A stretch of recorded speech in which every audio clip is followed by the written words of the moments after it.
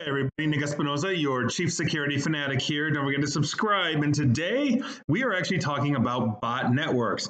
Y'all know about them, but now they're dragging US brands into basically the mix of politics, culture wars, all this kind of stuff. So I'm going to start with my normal preamble here when I'm talking about things like this, and that is cybersecurity is agnostic to politics, but we're not immune from it. We all need to know what's going on, and here's what's going on. Now, Patrick Coffey, great last name for the record, of the Wall Street Journal had a really good write-up on this, and so I'm cribbing heavily from him. But here's what's happening, because thanks to the rise of basically AI tools, more specifically generative AI tools like large language models, botnet campaigns are obviously a lot more easier to manage. They're harder to detect because they're more naturally speaking than the traditional bots of old. And so essentially, that's the thing, because those older coordinated webs of fake social media personas that have historically been the domain of fraudsters, state-based actors. Think about the Russian troll farms Yevgeny Prigozhin built,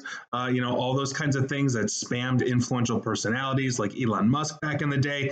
It's no longer the easy way to run an influence campaign. AI is. And so let's look at some of the modern examples of this. And I've got one that you're obviously going to know if you pay any modicum of attention to news in the United States. But these bot networks, for the record, have been going after, Amazon, Target, McDonald's, Boeing, like all of these major ones. Obviously, Boeing in the news very heavily in the last couple of years for doors falling off of planes, all that kind of stuff. But ascertaining motivations for these attacks, though, can be difficult, as identifying the individuals behind them is tough. Money obviously is a top contender according to Peak Metrics. That's a startup that tracks online discussions and threats for clients, including governments and companies alike.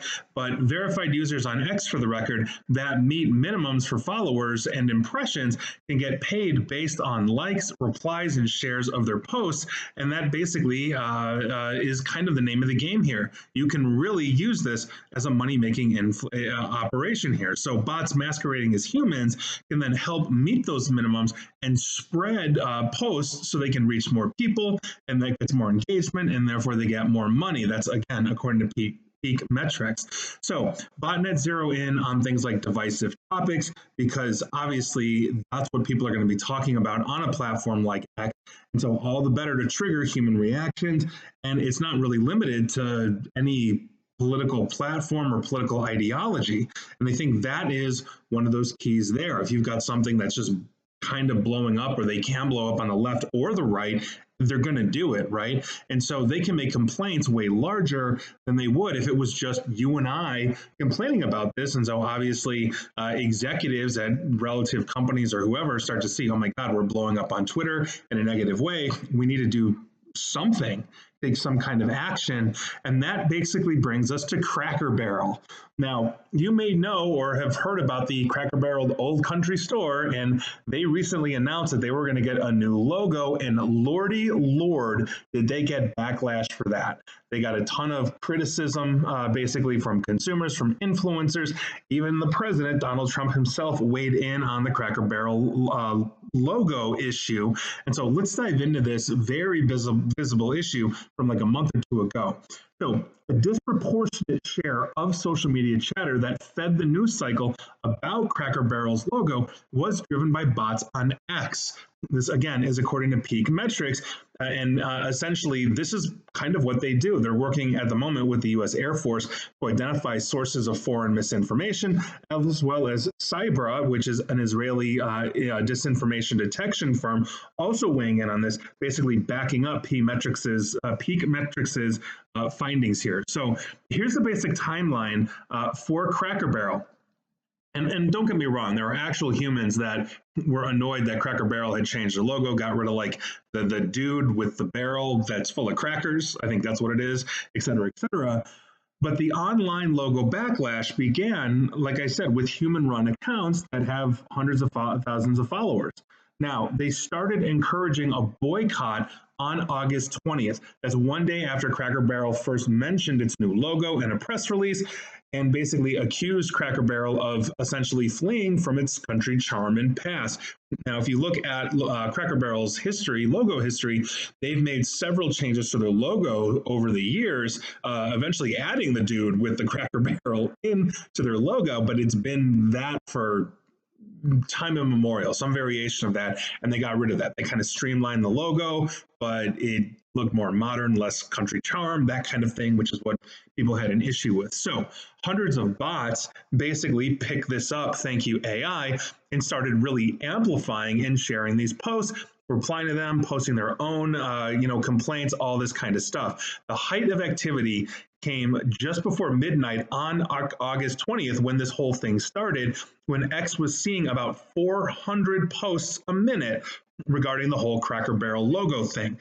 So 70% of the accounts promoting boycotts at that point used duplicate messages. That's a key marker and indicator of coordinated bots. Again, that's according to Peak Metrics. So other signs included basically repeating the same thing dozens of times or posting consistently almost 24 hours a day. In other words, dude, you're not sleeping, you're posting 24/7, and there's not that many insomniacs out there. And so it's clearly bots, right? So bots or likely bots authored about 44.5% of X posts mentioning Cracker Barrel in the 24 hours after the new logo gained attention on that August 20th. And that's, again, according to research by Peak Metrics and also the Wall Street Journal. That number rose to 49% of posts calling for a boycott. This really shows you how this entire thing was artificially amplified, right? The share of the posts that typically came from bots and likely bots during discussions of controversial issues runs from around 20 to 30% on average. So in other words, these bot makers, assuming they're going for money and they're not just, a disinformation campaign from the Russians trying to drive a wedge into the country, because it really seemed like this was more of an issue for the right than the left in this case politically, which again, there's plenty of these things on the left as well. It just seems like this was money driven, and so by virtue of that, people were making money by having half of the traffic literally basically just being amplified through AI. But that, I think, is really where we get to the crux of the issue here. It's not that bots are driving wedges between, people in the United States, and other populations. In this case, the Cracker Barrel issue was more of a right-wing thing than a left-wing thing if we're looking at it from the political spectrum.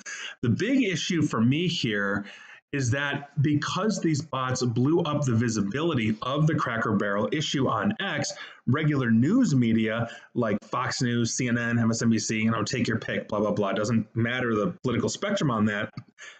The news media indirectly made this an issue for the rest of the country. Now, if you look at the basic stats of X, only about 25% of American adults, because Cracker Barrel is an American brand, only about 25% of American adults actually have an X account, which means that the other 75% wouldn't know that this was an issue blowing up on X, aka Twitter, until it started bleeding into the news and then started growing on other social media platforms. In other words, the bots are amplifying things and turning them political when they don't necessarily need to be. And you can love or hate the new, and for the record, Cracker Barrel got rid of it. They went right back to their old logo after like a week or something like that. But you can love or hate that logo. You can deeply care about this or not. I mean, I've been to Cracker Barrels like when I was growing up as a kid, and like me and my parents would, the family would take like road trips, that kind of stuff. If we were like in the South or areas where Cracker Barrel was prevalent, we ate a Cracker Barrel. It's pretty decent food. They have an interesting country store with like really weird knickknacks and, that kind of thing. It had this very specific charm to it. And if Cracker Barrel is going to change that, and they think strategically as a corporation that's for the best, I don't have enough vested interest in that sense because I don't really have a Cracker Barrel around me, right? So I don't eat there regularly. I haven't been in a Cracker Barrel in years. But for those that it did, for those that looked at this and it amplified it for them, obviously that's a big issue. But it wasn't nearly the issue that it should have been or really was made out to be, because it's being amplified and driven. And so then what ends up happening with any political situation, you have the other side of the spectrum then getting engaged and essentially amplifying it even more. So less than 25% of American adults had the potential to actually know this was an issue. It was picked up because it was growing and trending on Twitter, aka X, and I should say X because Twitter was bad, but Twitter wasn't as bad with bots and all that kind of stuff. And so by virtue of it, it blew up, and so the regular news media, Fox News, CNN, et cetera, all picked this up, and then it got involved in the other 75% of the world. I never would have known this existed. I have a Twitter account, an X account, excuse me, and I would never have seen this because I don't live on Twitter. I don't go scrolling around. I don't know the lingo. I post there. I occasionally see news there, but like it's not something that would have hit my radar, which means less than 25% of adult Americans probably even on Twitter saw this. So that's the concern, that we now have built essentially a pipeline to allowing basically AI-backed bots that can be trained to influence and swing a political spectrum to amplify issues that shouldn't need to be amplified, and that continues to drive the wedge. And so this is an issue, it's a problem. I don't see it going away anytime soon, but here we are. And so if this is going to change, if we're going to improve this, we essentially have to start there. Bots should be illegal. And if they're not illegal, we're going to continue to have this issue. So I'll leave it at that. I'll get off my soapbox, but this is going to be a long-term consistent problem that not just the United States has, the world has. And I think it really behooves us to just all get on the same page globally and just kill bots as we find them, as fast as we find them. And please like, share, follow me here on Facebook and Twitter at Nick AESP. And please feel free to subscribe to me at YouTube as well. And as always, stay safe, stay online, and please, please, please attempt to stay private, informed, and secure. Take care.